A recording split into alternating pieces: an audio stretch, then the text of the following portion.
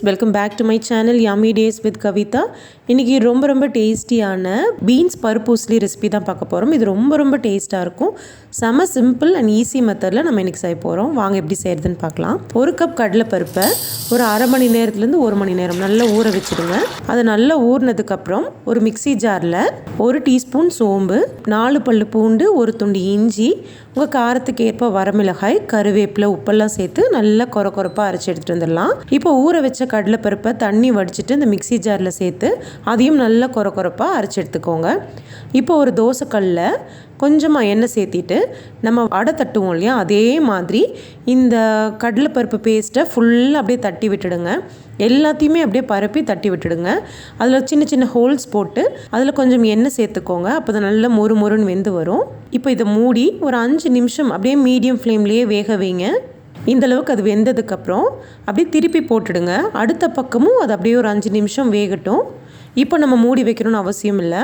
இந்த மாதிரி நம்ம பண்ணும்போது பருப்பு நல்லா வெந்துடும். எப்பயுமே என்ன பண்ணுவாங்கன்னா சின்ன உருண்டையாக பிடிச்சி இட்லி பாத்திரத்தில் வேக வைப்பாங்க. அப்படி இல்லைன்னா வடை மாதிரி பொரிச்சு கூட சில பேர் உசிலி செய்வாங்க.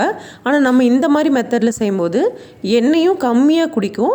அப்புறம் நல்ல மொறுன்னு ஆயிருக்கும். அந்த பருப்பெல்லாம் நல்ல மொறுன்னு ஆயிருக்கும். நல்லா வெந்திருக்கும். செம்ம டேஸ்ட்டாகவும் இருக்கும். நம்ம இதே இட்லி பாத்திரத்தில் வேக வச்சுட்டு நம்ம உசிலி செய்யும்போது கொஞ்சம் எண்ணெய் எக்ஸ்ட்ரா ஊற்றுற மாதிரி இருக்கும். ஆனால் இந்த மெத்தடில் உங்களுக்கு எண்ணெய் அதிகமாக தேவையே படாது. ரொம்ப கிறிஸ்பியாக செம்ம டேஸ்ட்டாகவும் இருக்கும்.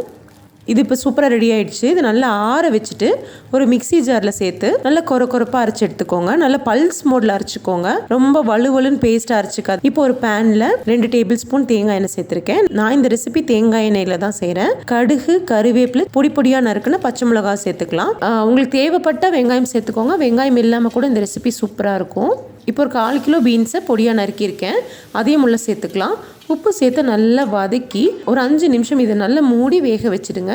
பீன்ஸ் நல்லா வெந்ததும் நம்ம இப்போ மிக்சியில் பொடி பண்ணோம் இல்லையா, அது உள்ளே சேர்த்து 2 நிமிஷம் நல்லா ட்ரை ரோஸ்ட் பண்ணுங்கள். நல்லா மொறுன்னு சூப்பராக பருப்பு உசிலி ரெசிபி ரெடி ஆகிடுச்சு. அவ்வளோதான். அது செம்ம டேஸ்ட்டாக இருக்கும். கண்டிப்பாக ட்ரை பண்ணி பாருங்கள். ட்ரை பண்ணி பார்த்துட்டு எப்படி இருந்துச்சு அப்படின்னு உங்களோட ஃபீட்பேக்ஸ் அண்ட் கமெண்ட்ஸ் என் கூட ஷேர் பண்ணுங்கள். தேங்க்யூ.